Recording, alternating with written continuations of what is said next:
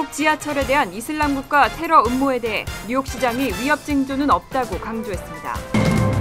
5,600만 건에 이르는 홈디포 고객카드 정보 유출 후 전국 각지에서 피해 사례가 잇따르고 있습니다. 뉴욕주가 자녀를 둔 중산층 가정을 대상으로 $350 소득세 환급을 시작했습니다. 뉴욕주에서 엔테로바이러스 확산주의보가 발령됐습니다. 뉴욕시립대가 추방유해 불법 체류 학생에게 최대 $25,000의 장학금을 제공합니다. 이상은 이 시각 주요 뉴스입니다.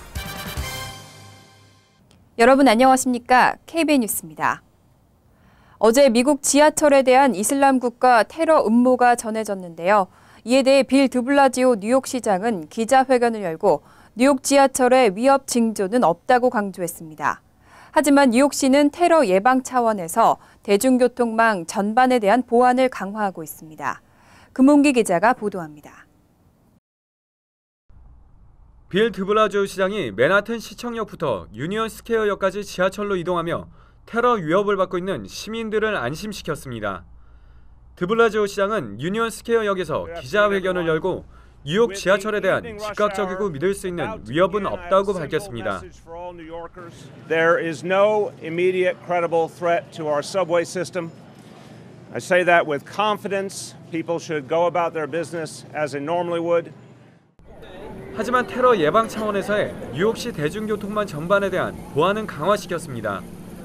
드블라지오 시장은 경찰이 시민에게 가방을 열어달라고 요구할 수도 있고 임시 검문소를 세울 수 있으니 놀라지 말아달라고 당부했습니다. So while the NYPD and the FBI and the other agencies are out there doing their job with great professionalism and vigilance, it's important that everyday New Yorkers act as their partners. And if you see something, please say something immediately. 기자회견에 참석한 윌리엄 브래튼 경찰청장도 버락 오바마 대통령을 포함해 세계 정상들이 참여한 가운데 뉴욕에서 유엔 총회가 열리고 있어 현재 최고 보안 경계령이 내려져 있는 상태라고 덧붙였습니다. KBN 뉴스 금홍기입니다. 얼마 전 5,600만 건의 홈디포 고객카드 정보가 해킹으로 유출됐었는데 그 후 전국 각지에서 실제로 신분 도용 피해 사례가 잇따르고 있습니다. 주성훈 기자가 보도합니다. 월스트리트 저널은 최근 보고된 피해 사례 중엔 정보를 빼낸 이들이 훔친 은행 정보를 이용해 선불카드나 전자제품, 식품점에서 물건을 사는 데 사용했다고 보도했습니다.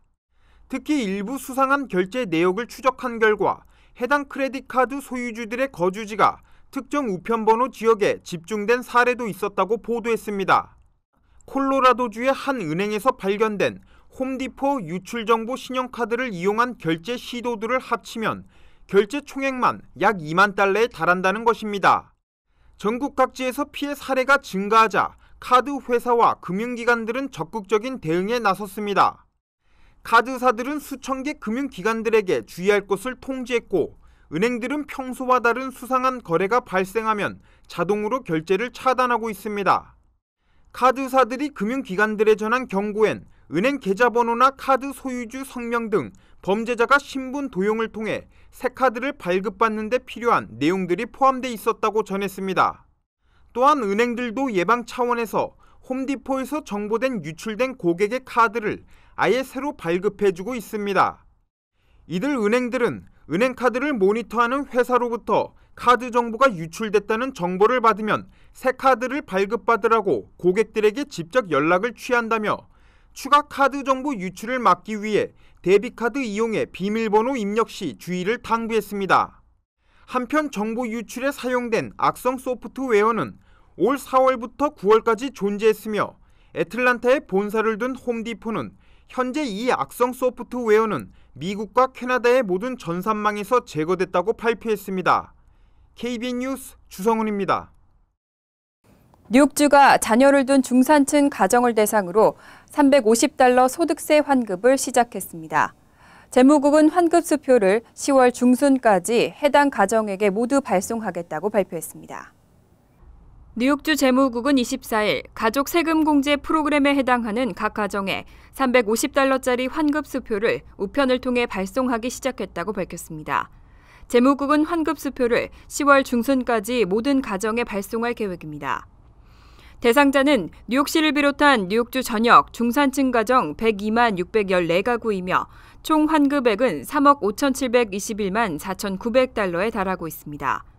수표 수령 자격 조건은 2012년도에 뉴욕주에 거주했고 17세 미만 자녀가 1명 이상 있으며 가구 연소득은 4만에서 30만 달러, 뉴욕주 부채가 없어야 합니다. 납세자가 2012년 소득세 신고 시 위 4가지의 조건을 충족했다면 별도로 환급을 신청하지 않아도 됩니다. 하지만 자격을 충족하는데도 10월 중순까지 환급 수표가 오지 않으면 웹사이트를 통해 신청할 수 있습니다. 해당 가정은 올해부터 2016년까지 매년 350달러의 환급 수표를 받을 수 있습니다. 다만 2015년과 2016년에는 소득세 신고 시 별도의 신청이 필요한 것으로 알려졌습니다. 뉴욕주에서 엔테로바이러스 확산 주의보가 발령됐습니다. 어린아이 환자가 대부분인데 환절기까지 겹쳐서 각별한 주의가 요구되고 있습니다. 하워드 주커 주 보건국장은 엔테로바이러스가 이미 주 전체에서 확산이 진행되고 있는 것을 확인했다며 주로 어린아이들을 통해 질병이 번지고 있는 만큼 학부모들의 각별한 주의가 요구된다고 당부했습니다. 원래 장염을 일으키는 균으로 알려져 있는 엔테로바이러스는 심한 기침과 함께 오한과 고열, 호흡곤란을 동반합니다. 특히 심한 경우에는 산소호흡기에 의존하며 치료를 받아야 하지만 아직 백신이 개발되지 않았고 특별한 치료 방법도 없는 것이 큰 문제점으로 지적되고 있습니다. 이미 동부와 중서부 10여 개 주에서 수천 명의 감염자를 발생시키며 빠른 속도로 확산되고 있는 바이러스는 전염성이 매우 강한 것으로 알려졌습니다. 뉴욕주에서도 12건의 감염 사례가 확인되면서 주 보건당국은 확산 방지를 위해 최선을 다하고 있다고 밝혔습니다.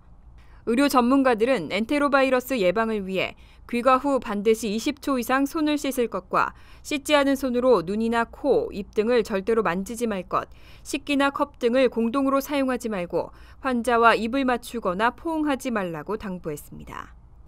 뉴욕, 뉴저지 지역 도시들이 전국 200개 주요 도시 가운데 운전하기가 가장 어렵다는 분석이 나왔습니다. 교통사고 가능성이 전국 평균에 비해 30% 가까이 높았습니다.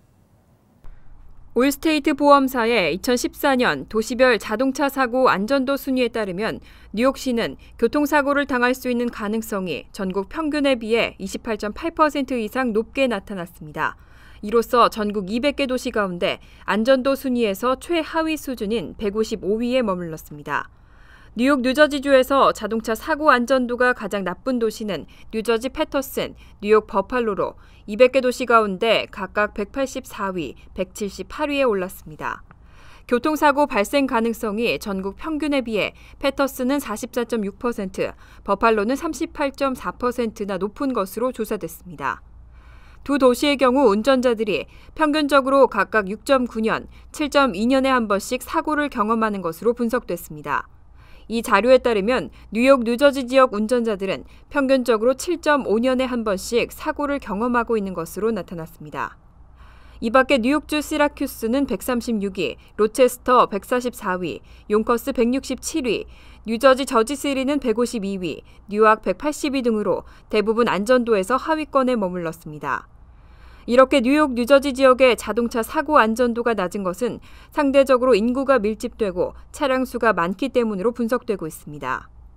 한편 전국에서 운전하기 가장 위험한 도시로는 매사추세츠주의 우스터, 가장 안전한 도시로는 콜로라도주의 포트 콜린스가 2년 연속으로 선정됐습니다. 최근 7년간 총기 난사 사고가 급격히 증가했습니다. 2006년까지는 연평균 6건이던 사고가 2013년까지 연평균 16건을 넘어섰습니다. 연방수사국이 지난 2000년부터 2013년까지 발생한 전국의 총격 사건을 분석하고 지난 24일 보고서를 발표했습니다. 이에 따르면 지난 2000년부터 2006년까지는 연평균 6.4건의 총격이 발생했지만 2007년부터 2013년까지는 16.4건으로 평균 10건이나 늘어났습니다. 2000년부터 2013년까지 총 160건의 총기 난사 사건이 발생한 가운데 총격 사망자는 486명, 부상자는 557명이었고 이 중 최근 7년간 나온 사망자만 366명에 달했습니다. 또 160건 중 난사범이 자살한 경우는 64건으로 집계됐습니다. 보고서는 일반적으로 총기 난사 사건은 발생한 시점으로부터 약 5분 안에 상황이 종료돼 경찰이 현장에 도착한 뒤에는 손을 쓸 수 없는 경우가 대부분이라고 지적하고 경찰과 시민 모두 총기 난사 사건에 대비한 훈련이 필요하다고 지적했습니다. 한편 조사 기간 중 최악의 총기 난사 사건은 조승희 사건으로 불리는 2007년 버지니아텍 총기 난사 사건으로 32명의 사망자를 기록했습니다.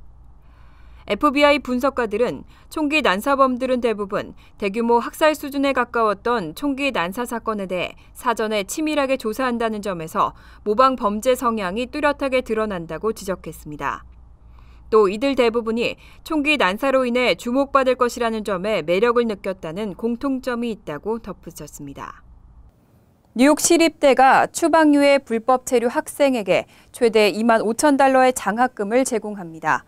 불체 학생들이 학위를 딸 때까지 학비를 지원해주겠다는 입장입니다. 뉴욕 시립대는 올 초 설립된 장학재단 더 드림닷 US와 파트너십을 맺고 불체 학생들이 학위를 딸 때까지 학비가 해결될 수 있도록 장학금을 제공한다고 밝혔습니다. 장학금 지원 자격은 현재 뉴욕 시립대에 재학 중이거나 2015년 가을 학기에 입학 예정이고 추방 유해 승인 또는 임시 보호 신분을 가진 학생으로 거주민 학비를 내는 저소득층 학생들이 해당됩니다. 추방 유해 승인 절차를 밟고 있는 중에도 신청이 가능하지만 장학금 수혜를 받기 위해서는 이민 서비스국으로부터 추방 유해 최종 승인을 받아야 합니다. 장학금 신청은 오는 10월 26일까지며 자세한 내용은 대학 측이 개설한 웹사이트에서 확인할 수 있습니다. 더 드림닷 US는 워싱턴 포스트 전 소유주이자 최고 경영자였던 도널드 그레이엄이 지난 2월 설립한 전국 최대 규모의 불체 대학생 장학재단입니다. 그레이엄은 하버드 등 인류 사립대학들은 이들을 위한 충분한 장학금이 있다며 우리 목표는 불체 신분의 대학생이 적은 비용으로 상대적으로 높은 수준의 교육을 받도록 하는 것이라고 설명했습니다. 경기 침체로 인해 매일 바쁜 나날을 보내고 있는 뉴요커들에게 하이파이브를 외치고 다니는 남자가 화제가 되고 있습니다. 시간과 일에 쫓기는 맨하튼 시민들에게 힘을 주고 싶다며 하이파이브 뉴욕이라는 비디오까지 제작했습니다. 박민기 기자가 보도합니다. 뉴욕 맨해튼에서 한 행인이 택시를 잡기 위해 손을 들고 있습니다. 멀찍이 서 있던 한 남자가 주변의 눈치를 살피더니 쏜살같이 달려가 손을 들고 있는 행인에게 하이파이브를 하고 달아납니다. 이뿐만이 아닙니다. 그 뒤로도 택시를 잡기 위해 손을 들고 있는 행인이 있으면 거침없이 달려가 하이파이브를 합니다. 행인들의 반응도 다양합니다. 무슨 영문인지 몰라 어리둥절해하는 사람도 있지만 거의 대부분의 사람들이 함께 웃으며 하이파이브를 흔쾌히 받아줍니다. 남자의 갑작스런 등장에 경계하는 사람도 있지만 이내 의도를 파악하고 뒤돌아 미소 짓는 사람도 있습니다. 뉴욕 맨해튼에서 하이파이브를 하고 다니는 남자의 이름은 메이어 칼만슨. 유튜브에서 활동하는 배우이자 AMK 프로덕션의 영상 제작자입니다. 브루클린에 거주하는 메이어는 맨해튼에서 업무에 시달려 무표정한 얼굴로 돌아다니는 사람들을 볼 때마다 안타까웠다며 지친 사람들에게 재미와 감동을 주기 위해 이 같은 동영상을 제작하기로 마음먹었다고 밝혔습니다. 또한 메이어는 사람들이 혹시나 부정적으로 반응하진 않을까 겁도 났지만 예상외로 따뜻하게 받아줘서 영상 제작에 큰 힘이 됐다며 감사의 뜻을 전했습니다. 메이어의 이번 퍼포먼스는 삶에 지친 뉴요커들에게 잠시였지만 따뜻한 위로의 시간이 됐습니다. KBN 뉴스 박민기입니다. 이상으로 KBN 뉴스를 마칩니다. KBN과 함께 즐거운 저녁 되시기 바랍니다.